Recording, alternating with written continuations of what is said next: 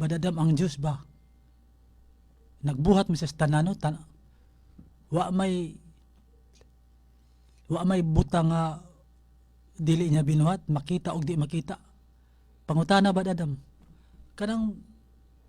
Kining virus ba, kining sa gubang sa kuan ba kanato ba sa tibok kalibutan ba nga gahatag na tog kasakit ba? Kuan sana sa badadam kanang binuhat sana sa kuan badadam sa Diyos badadam. Okay, then salamat Brother Mando. Kung natong basahon ang balaang kasulatan Brother Mando diha sa Exodus kapitulo diha sa Genesis, no? Sugod sa kapitulo 1, ang tanang gibuhat sa Ginoo puros maayo. Ya, kining virus nga magadaot sa tao Brother Mando basically wa gyud nahimua sa Ginoo. Apan epekto sa sala sa tao mo na nga anaa kining mga kanagkadaiya nagkalinlain basta gani nga adunay kalapasan Brother Mando sa balaod sa Ginoo na ay katapat ni ana ug mao gyud kana ang tawag sa Ginoo pinaagi na sa sakit, no, kay mao man ay ihang pamaagi matud pa niya diha sa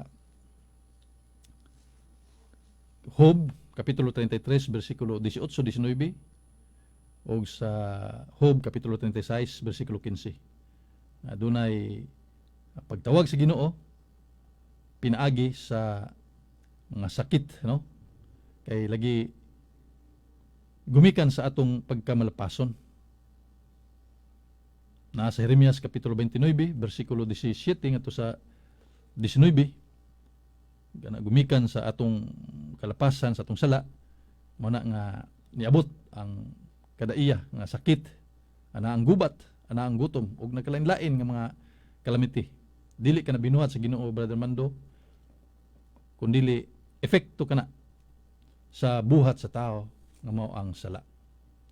So man hinungdan Brother Mando nga kana imong giingon unsa man ay binuhat ba na sa Ginoo, that is an effect of the evil one nga atong nahimo batok sa labawng makagagahom. Atong balikon ang Ginoo nagbuhat sa tanan nga puros maayo. Apan niabot ang daotan gumikan sa epekto sa gihimo sa tao nga mao ang sala. Okay, Brother